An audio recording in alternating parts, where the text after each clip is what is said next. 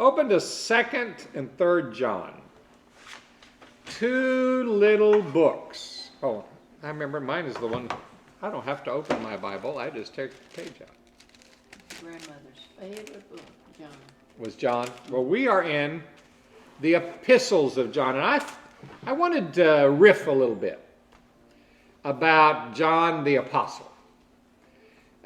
Because these tiny little books, they would fit on one piece of papyrus. The word paper comes from papyrus. Of course, they knew nothing about tree pulp and how we make paper now. But papyrus got its name from the plant papyrus, and it grows in water.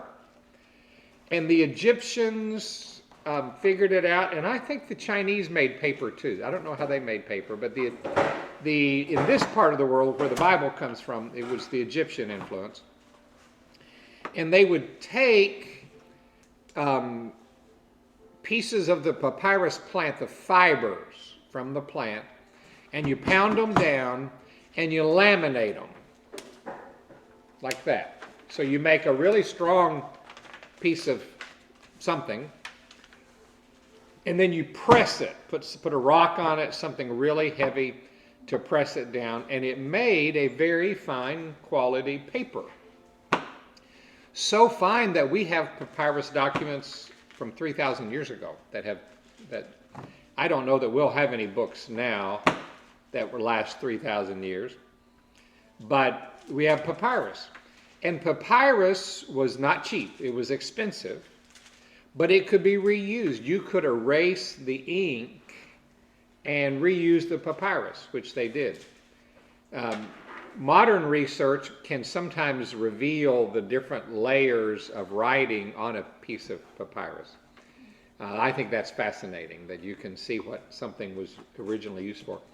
The ink was made from soot, charcoal, and gum. What is natural gum? Vegetable gum. What is that? What's it? I guess it's made from the sticky part of a plant. And oil. They would mix that together to make the ink.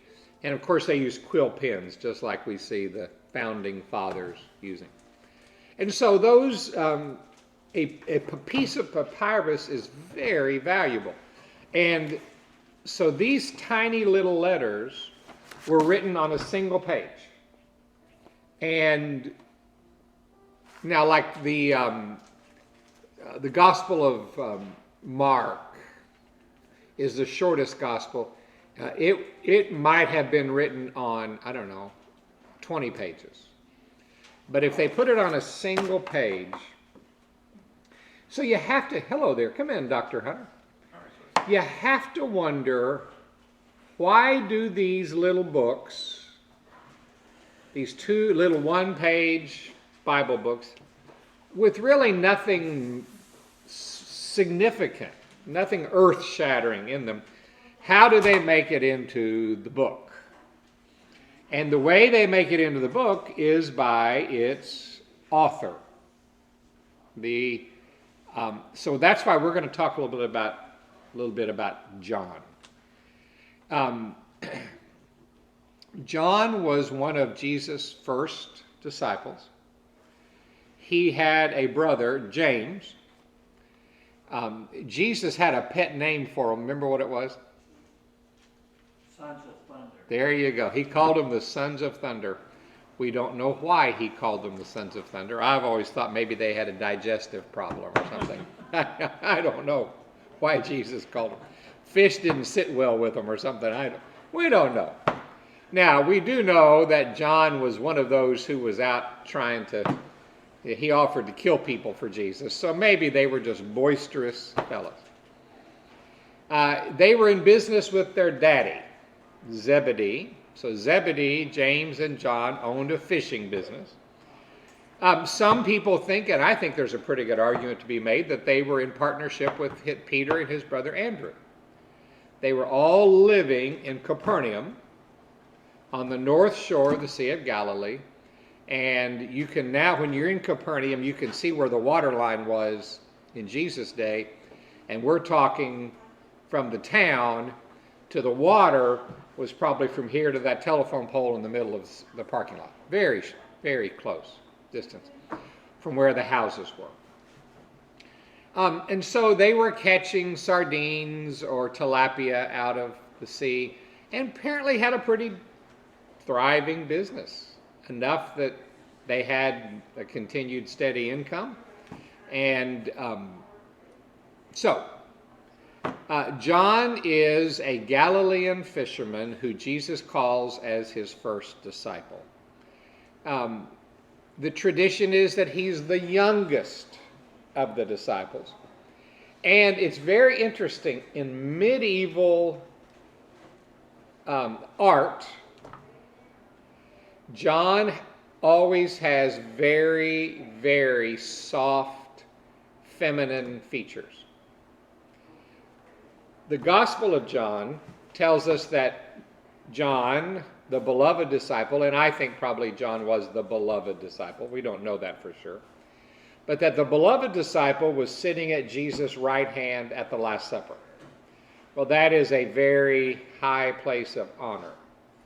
So when Da Vinci, in the Middle Ages, a Renaissance, painted John the beloved disciple, he painted him with very, very soft, feminine features.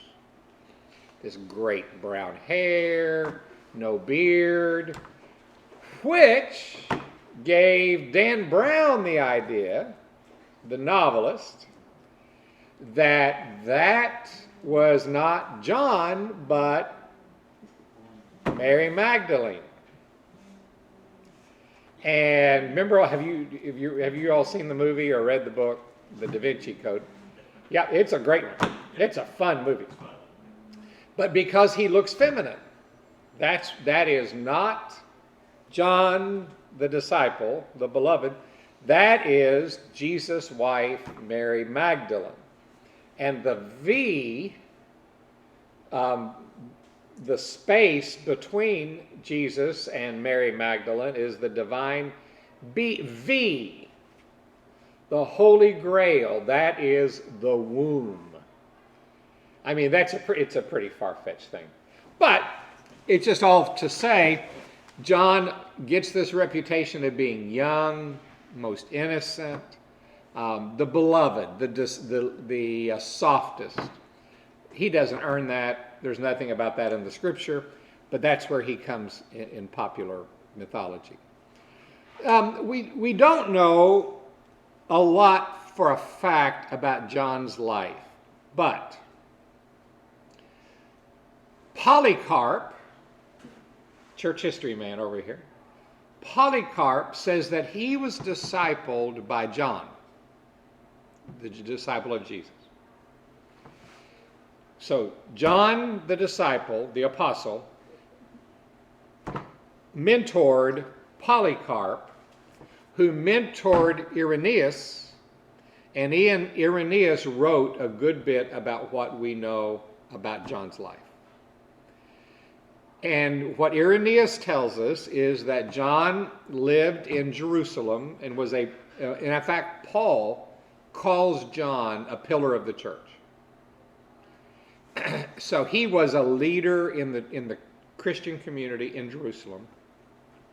In 42 AD, there was a great persecution, the first great persecution of the church in Jerusalem, and the church leaders fled.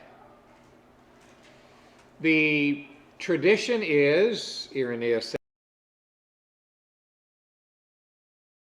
Asia Minor, and Asia Minor is now what we call Eastern Turkey. And there he went to Ephesus, where Paul had started a church. That John then becomes the leader of the church at Ephesus, and from there he writes letters.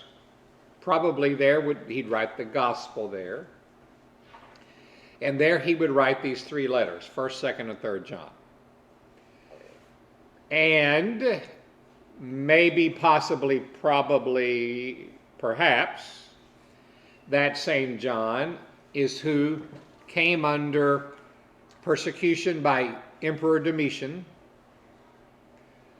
that put John on an island prison. That happened all the time. That would not be unusual.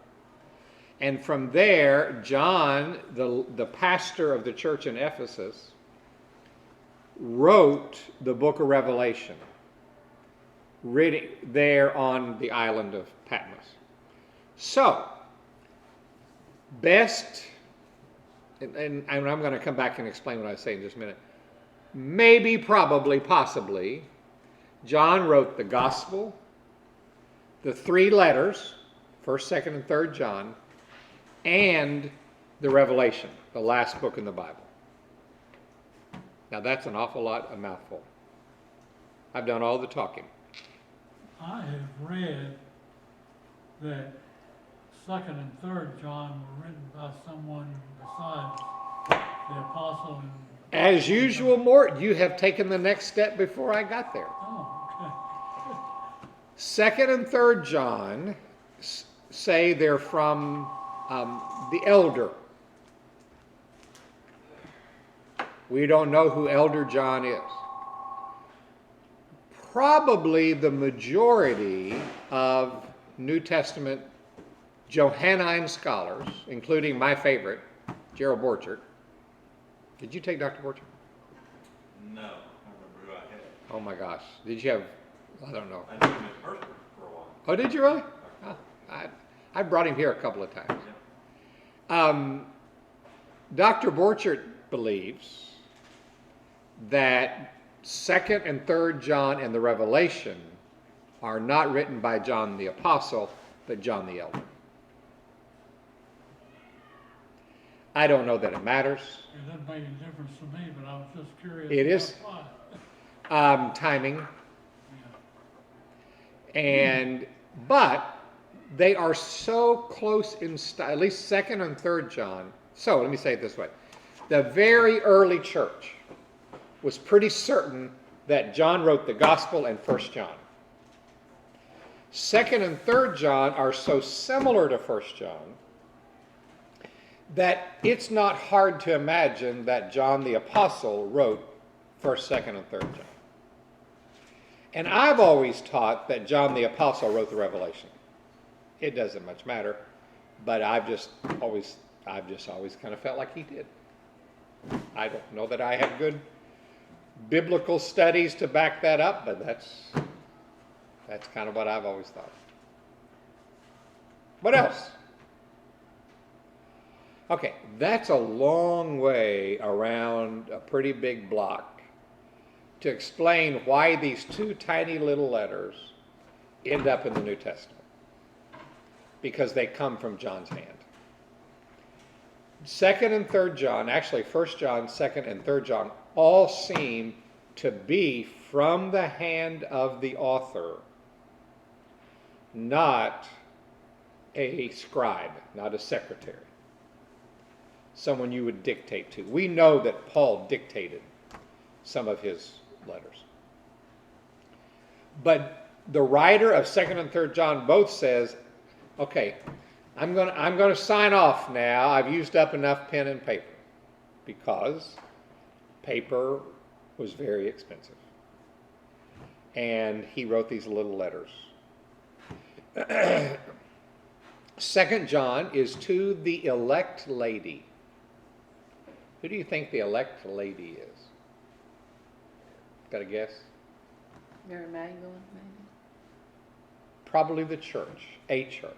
Oh, okay. Now remember that when I say John is pastor of the church at Ephesus, we aren't talking about a mega church that meets in an amphitheater downtown. All right? What we're really talking is a collection of house churches, small bodies. And each of them would be led by an elder, a pastor. But John would be the big elder. And the word we use for him is bishop. The Catholics gave us that good word. The word is presbyteroi. You hear Presbyterian in that, presbyteroi. And the word really means the one who is working the rudder on a boat. That's a good word, isn't it? Kelly is the presbyteroi of the kindergarten class at Stone Street Elementary. You are the rudder controlling the ship. And some days you control it, and some days you don't.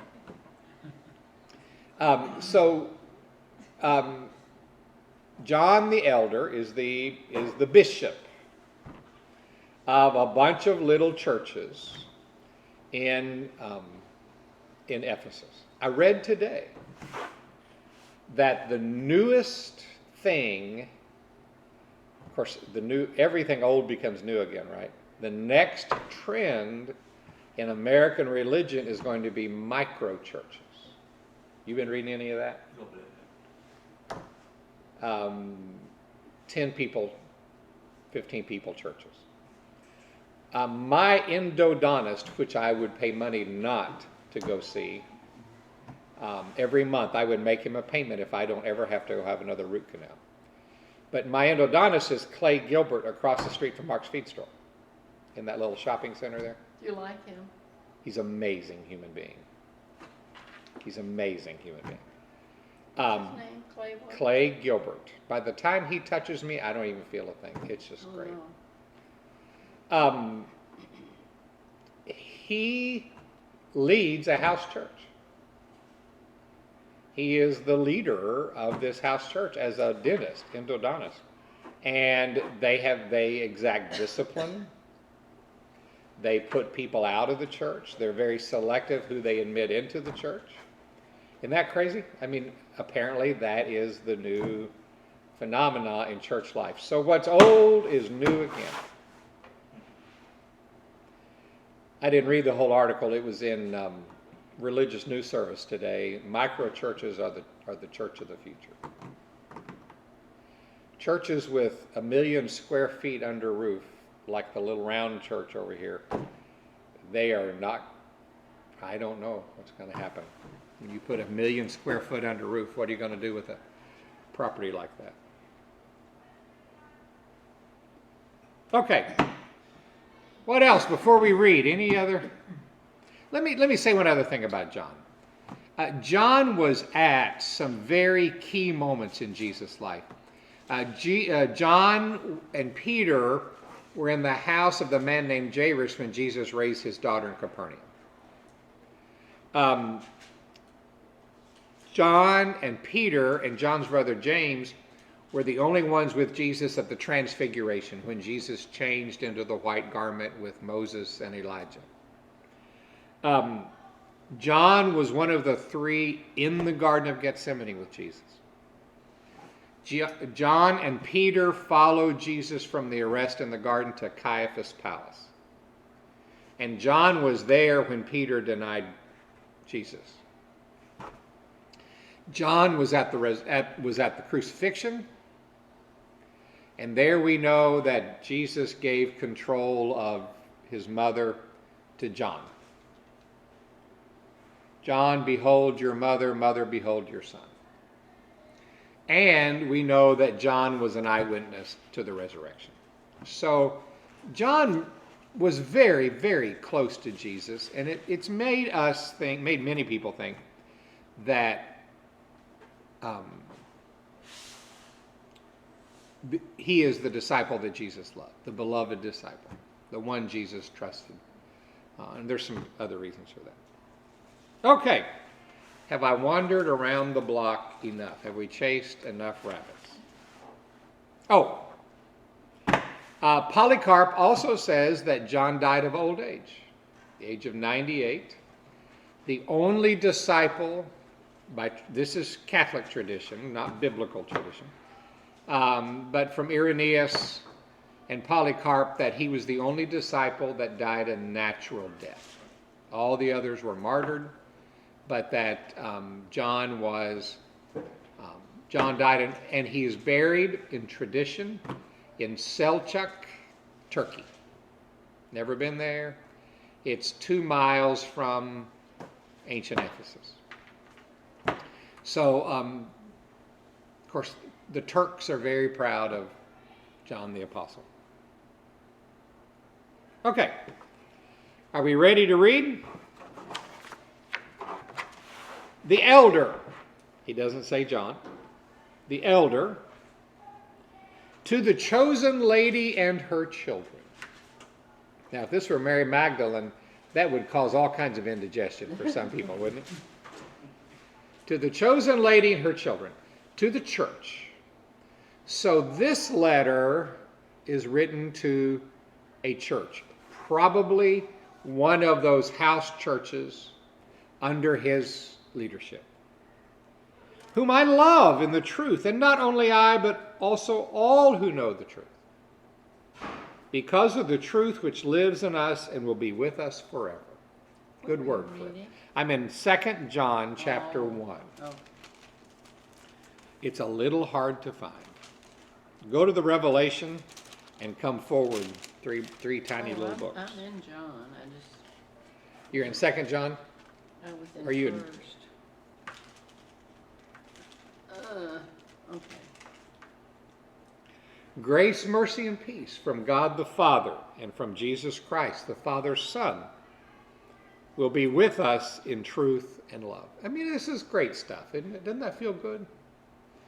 This is a warm and fuzzy letter to a church. Now, every one of these tiny little books we've read has been about a problem. Remember, there's no bylaws. There's no rule book. Our Methodist friends, of being people of methods, have the book of discipline. You know, they have a rule for everything. Catholics have their documents. Baptists have their documents. We just don't recognize them. But bylaws, they don't have the New Testament. And so there's really no way to judge right theology. There's no standards yet. And so John is writing to correct a problem. And the truth is, we don't know what the problem is. We don't know. If it's early Gnosticism again, probably it is, I wrote it down, one of two problems.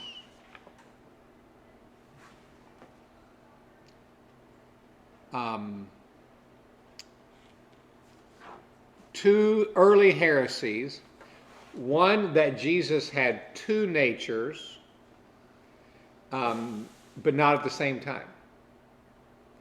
He was human and then became God, divine.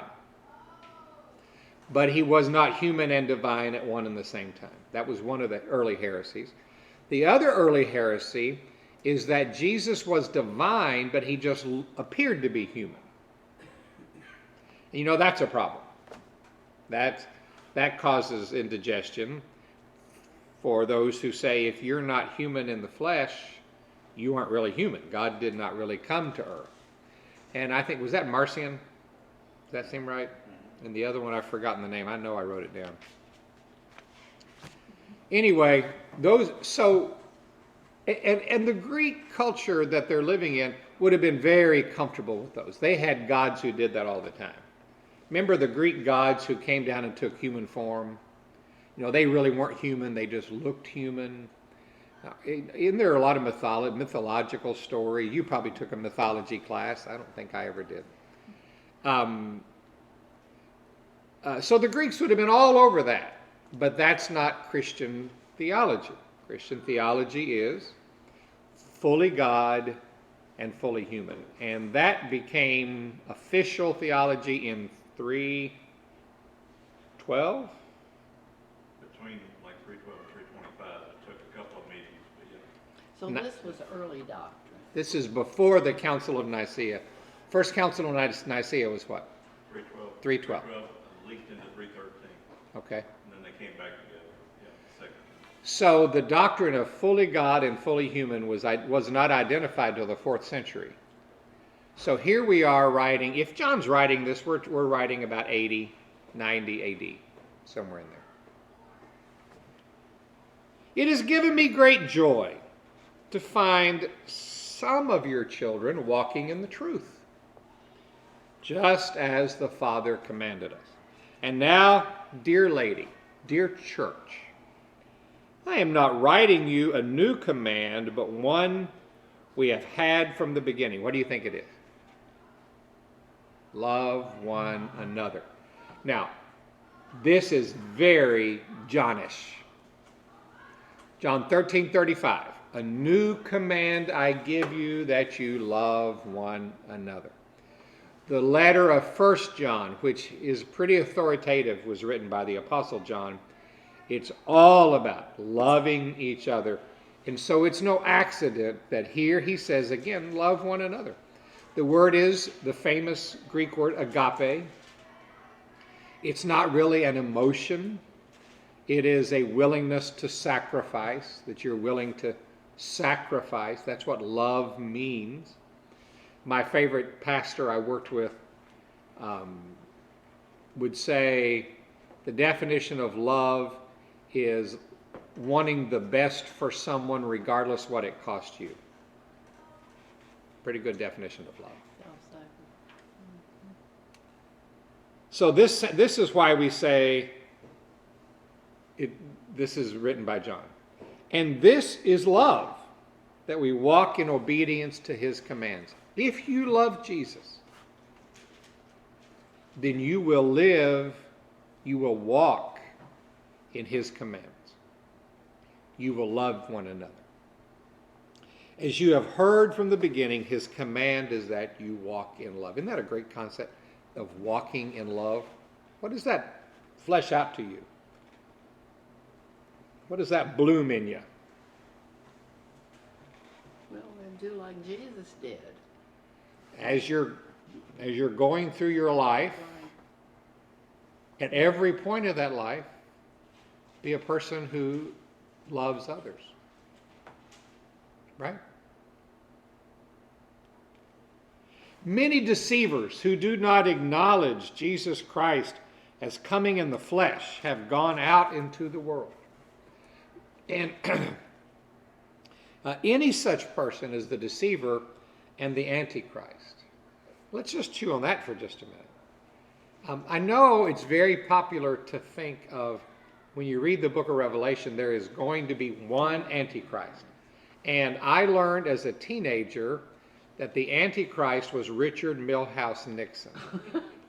That was what I was told as a teenager. No, I'm mistaken. It was Henry Kissinger. No, I'm mistaken. It was, you fill in the blank. So I don't think we have to look for the Antichrist. There are many Antichrists. They're all over the place. They're all over the place. There is no shortage of Antichrists. Anyone who resists the work of God and deceives others is an Antichrist. Now, maybe there will be one final Antichrist. I don't know. But I don't think we have to hold on to that. Here we have this term. They are the exact opposite of the Messiah. The main thing is that we don't become the exact opposite of the Messiah. But the truth is, any of us in our time, at some time in our life, can be Antichrist. We can be contrary to the way of Christ. Watch out that you do not lose what you have worked for. I don't have to lay it down. But that you may be rewarded fully. Anyone who runs ahead and does not continue in the teaching of Christ doesn't have God. Whoever continues in the teaching has both the Father and the Son. If anyone comes to you and does not bring this teaching, do not take him into your house or welcome him. Anyone who welcomes him shares in his wicked work. Now, we're going to talk more about Middle Eastern hospitality in just a minute. It's a big, fat, hairy deal in the Middle East, even to this day. The number one and number two value in Arab culture, Middle Eastern culture, is hospitality and generosity. Those are part of the core of their culture. Islam. In Islam, but in the Arab world, even among the Christians. Oh, okay. And here he's saying, do not give hospitality to those who share in this wicked work. And then I like this. I have much to write to you, but I do not want to use paper and ink. It's expensive. Instead, I hope to visit with you and talk to you mouth to mouth.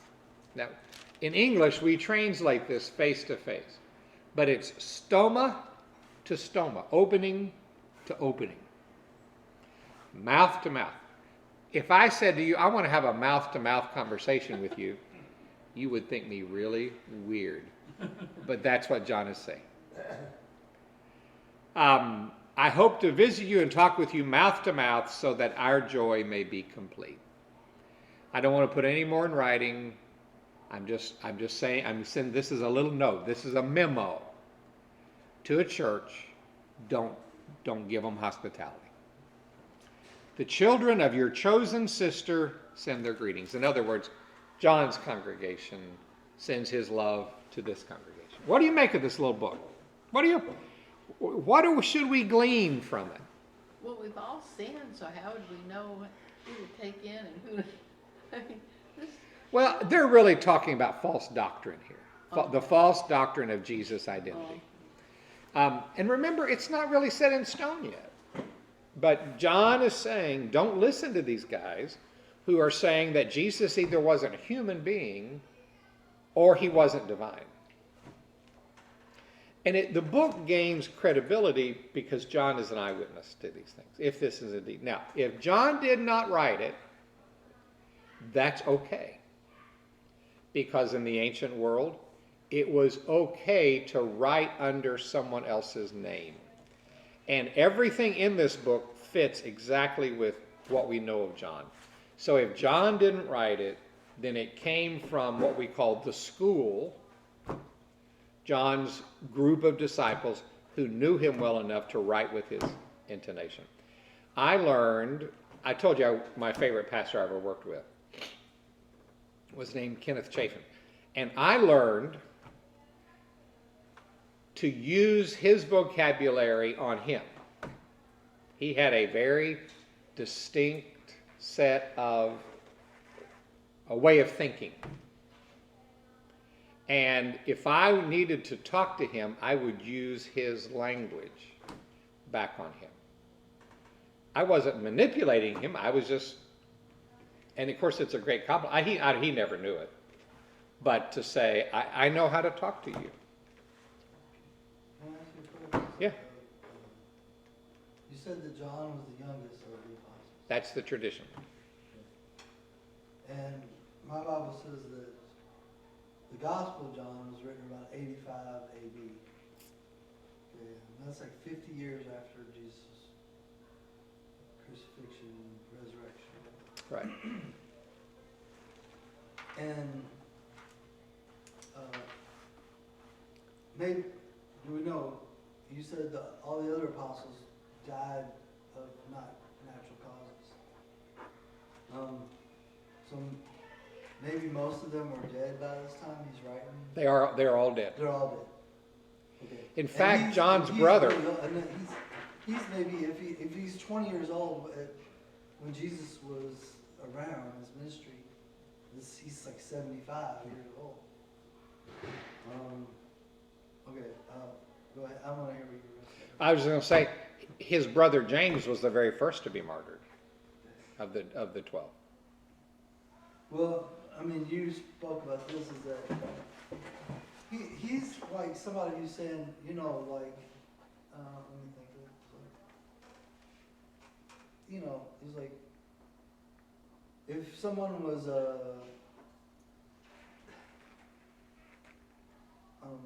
an acolyte of a modern figure, you know, nowadays, and was young, and that person, let's say they were assassinated, and then he continued at ministry for years, and then these people came along who claimed to be latter-day acolytes of this same person, and were saying things that contradicted his eyewitness account.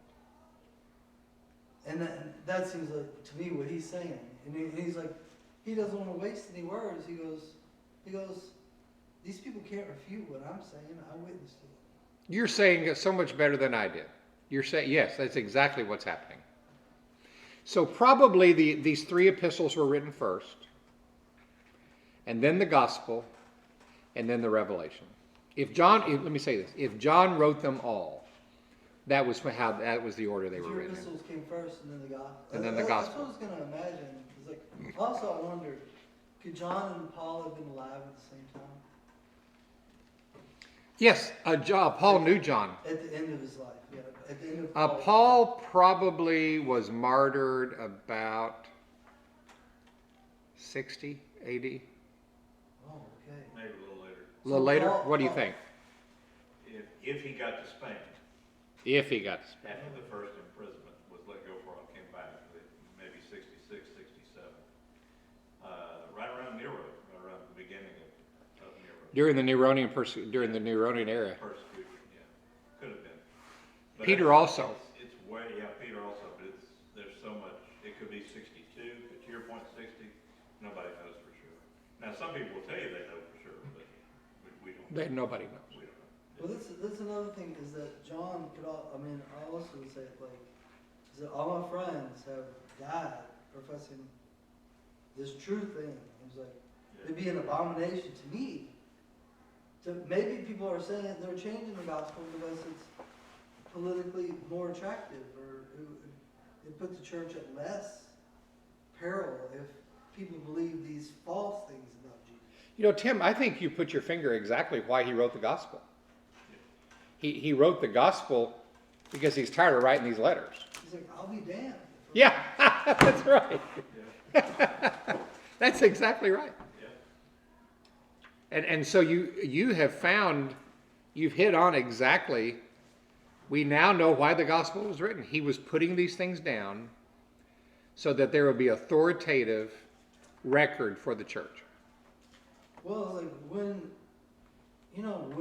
what you have to say is definitive, a lot of times you say less things than you say, it's this way, period. And it's interesting that John does not really tell the story of Jesus like a biography. He gives the theology of Jesus. And so it would make a lot of sense that he is writing this theology of Jesus, the gospel, in response to these kinds of letters that he's been writing. You think that's fairly accurate? Well, I really do. You and I talked about this before. A lot of people think John presents Jesus as the most spiritual. I think the most human. Mm-hmm. When it push comes to shove. And I always think about, we love John 3:16, but in the context of, hey, I was born. I was born a human being. There is a way to be born again, and it's not of the flesh, but the emphasis on flesh. I think he was really scared later in his life that they were going to think, this guy wasn't really real. They'd come up with some theology, and if he wasn't human, then he didn't die. And if he didn't die in that theology, then redemption may not be available to him. He didn't rise. He didn't rise. If he didn't die, he didn't rise. And if he didn't die, He didn't rise. That's Well, right. and he's It gets well, complicated. Yeah. also the first John chapter 1 is stressing the other aspect that is like that his existence was from the beginning Exactly. of the creation. In the beginning, sure. So he was Yeah. always God. He didn't transform from one thing to another. Right. And on the other hand, he definitely was, for his whole life, he was a human. too. Yeah, you nailed that because so many people made a point of Genesis in the beginning, and then John 1, in the beginning was the Word, and the Word was with God. I mean, and the Word was God. and the Word was God. So, yeah, the other thing, he does defend the rest. To me, John defends all of Christianity in many ways, including the disciples, the apostles that had died. But there are some humorous in the gospel that he had. I love when he outruns Peter. Yeah. Peter started running, but it's almost like I was younger and I beat him. Yeah. He got there first. And then that whole 3 times. Yeah, he's the Jesus. one. He witnessed Jesus. I mean, Yeah. Peter's denial. Yeah, and then that, like, he turns it later with Jesus saying, feed my sheep, you know. You denied me 3 times, so tell me you love me 3 times, kind of thing, which is from John's hand. Or the School of John, one or the other, yeah. There's a lot in there, in the gospel. These are fun, though. I love the gospel story in John's gospel at the very end. 2 things. I love that Jesus cooks breakfast on the beach while they're out fishing. And then one of my favorite things, and I got this from C.S. Lewis. Jesus is telling Peter what's going to happen to him. And it's not good news. You know, you're going to be forced to go places you don't want to go. You're going to be forced to do things you don't want to do. And it's just it's not going to be good. And Peter says to Jesus, well, what about him? Pointing at the disciple whom Jesus loves. And Jesus says, that's none of your business. I will deal with him. His story, I'm dealing with you with your story. I think that's really powerful. John, when Mary, when they came back to tell about the tomb, that John was the first one that got. That's what he claimed. It's a little point. He's like, yeah, I got there first. Well, you made a good point. He can write anything he wants because none of the originals are around to dispute him now. Yeah. I mean, he lasted longer than any of them. I can tell the story. It's a boast. Yeah. It's a little dig at Peter, maybe. Maybe. I don't know. It's fun. Okay, we've got 5 minutes to do 3 John. The elder, to my dear friend Gaius, whom I love in the truth. So this letter is written to a person. And it looks to be a reference letter. In the days before television, or movies, or internet, entertainment came in the form of traveling philosophers, lecturers, and some of them became very, very popular. And that was entertainment. I mean, it was the traveling show. And some of them became quite wealthy. They might have had a very wealthy patron, a benefactor who was their sponsor, or they would take up offerings. You know, I'm going to deliver my world famous lecture, and it's going to cost you 30 shekels to come to this lecture, or drachma, and you're going to have to pay the money. So what John seems to be saying is Demetrius is a person worthy of your support. So it is written as if this is my references that I have Elder John, I have Bishop John's support that I can stay in your house. What I wanted to say about hospitality is in the Middle East then and now, it's very common for people to have a home, a guest room that you admit people in. Now, I'll tell you, you cannot go into a shop and they're not bringing you tea, orange juice, lemonade, and now that's just before they sell you their overpriced trinkets, okay? But I've never been served lemonade in a store in the United States that I didn't buy. But in every shop you go into, they send somebody down the street to the tea shop, or they go in the back and they open their orange juice, and they bring out trays of cups. And if you refuse it, it's very rude. You've heard me talk about my scarf guy in Bethlehem, Assam Barakat. And I've bought scarves from him before by the kilo. A friend and I bought 20 kilo of scarves to help him out during the pandemic, and I have 5 left, I think. I've been trying to peddle my scarves forever to get my money back. Anyway, all that to say, when I go to Assam's shop in Bethlehem, he sends his buddy, whose name I can't remember. He's the tea man, and he comes with this swinging tray. And so he and I are now Facebook friends, the tea man and I. And we just communicate all the time. And his job, all those shop owners up and down Star Street in Bethlehem, his job is when wave at him out the window. I got 3 customers. He goes and he brings in the tea. And it's hospitality as a way of life. When you travel with these folks, when you walk among them, they are just some of the most warm, kind different people. cultures. It's a different culture, and they are so warm. Do not think of Arabs as terrorists. They are warm, fun, welcoming people. Okay, we need to read this. I'm sorry. I was chasing a rabbit. It was a big rabbit. Dear friend, I pray that you may enjoy good health and all is going well with you. How does that sound like? It's just like a letter we would write. It gave me great joy to have some brothers come and tell me about your faithfulness to the truth and how you continue to walk in the truth. Again, walking in the truth, walking in the way. Very Johannine. I have no greater joy than to hear that my children are walking in the truth. Dear friend, you are faithful in what you are doing for the brothers, even though they are strangers to you. They have told the church about your love. You will do well to send them on their way in a manner worthy of God.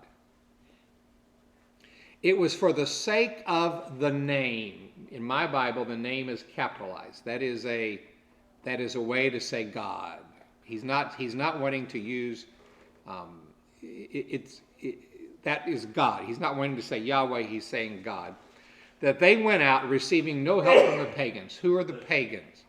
We don't really know who the pagans are. Except it's probably some of these traveling philosophers who are out saying all kinds of whatever sells, whatever they can make a living preaching. We ought therefore to show hospitality to such men that we may work together for the truth. In other words, admit these, show hospitality to these, but not these. I wrote to the church, but Diotrephes, who loves to be first. A Diotrephes is a pastor of one of the house churches. I wrote to the church, but Diotrephes, who loves to be first, will have nothing to do with us. So if I come, I will call attention to what he is doing, gossiping maliciously about us. Not satisfied with that, he refuses to welcome the brothers. He also stops those who want to do so, and he puts them out of the church. Diotrephes is not the first or the last pastor to be in the business for himself. And Diotrephes is protecting his own little kingdom. Dear friend, don't imitate what's evil. Don't be like Diotrephes. But do what is good. Anyone who does what is good is from God. Anyone who does what is evil has not seen God. Demetrius is well spoken of by everyone, and even by the truth. Demetrius is speaking the gospel truth. We also speak well of him, and you know that our testimony was true. In other words, support Demetrius. Have nothing to do with Diotrephes, but give your support to Demetrius. I have much to write you, but I do not want to do so with pen and ink. He could just say ditto right there. I hope to see you soon, and we will talk mouth to mouth. He's got a little form here, doesn't he? Peace to you. The friends here send their greetings. Greet the friends there by name. Makes us think that John knew that congregation. So what do you think is 3 John? I love 11. I got to see what 11 is. 11. Do not imitate what is evil, but what is good. The next one, next 2 lines. Go ahead, read it. Anyone who does what is good is from God. Anyone who does what is evil has not seen God. And that is almost word for word out of the first epistle of John, 1 John. It's a great line. That's really good. Action, and it's the old don't tell me what you got to do it. What's the line from St. Francis? Always preach the gospel, use words if necessary. Exactly. Pretty expansive too, because it doesn't say there it's not theology. Yeah. It's you do something good, it's from God. One of my favorite lines in the gospel, and I think it's in Matthew. My Father has children you know not of. That's kind of powerful. There are people doing the work of God that I might not ever know are doing the work of God. I think we're through all the little tiny books of the Old Testament. I mean, the New Testament. I think, aren't we? The little tiny epistles. So we've got 2 more weeks before we hit Christmas break.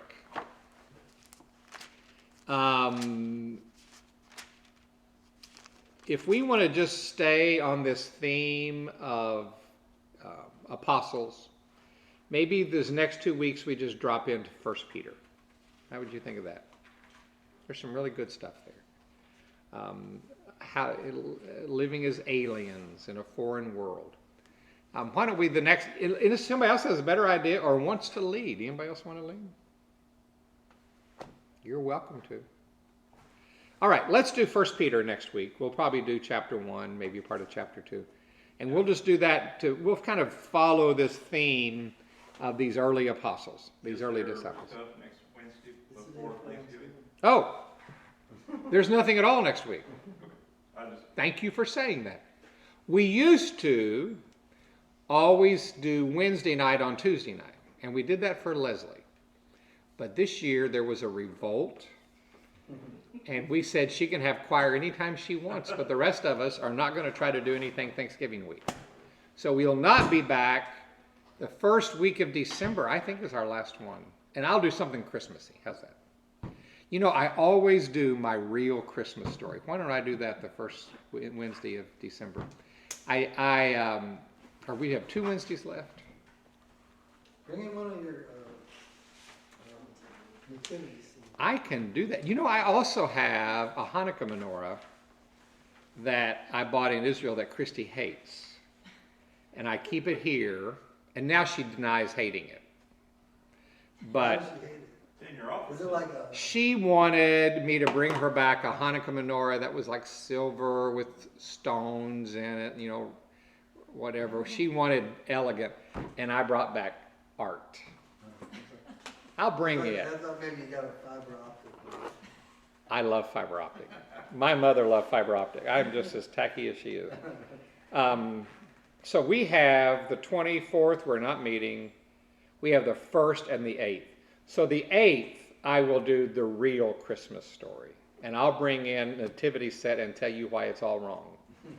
Were you here last year when I did it? Yeah. I do it every year. Or 2 So- years, well. 2 years ago? I do it every year. 2 years ago. The last Wednesday of the year, I do the real Christmas story. It's my little tradition. Why your nativity set needs to be put away, but we have them. And but I'll bring. Unfortunately, we'll have our Christmas stuff out by then. I'm ready for that. I'm ready for the stage of life where you get out the ceramic tree with the little plastic things on the light bulb inside. That's it. But I'm not married to that yet. So there are too many Hallmark Christmas movies to be had between now and then. Okay, so 2 weeks, nothing next week. The following week we'll do something, and then the week after that we'll do the real Christmas story. Final word? All right, let's pray. Lord, thank you for people like John who remind us to love and do good, and who even while they're challenging us, are loving on us. We thank you for that kind of leader. Help us to imitate him in our daily lives. We pray in Christ's name. Amen. All right. See you Sunday. I'll see you tomorrow.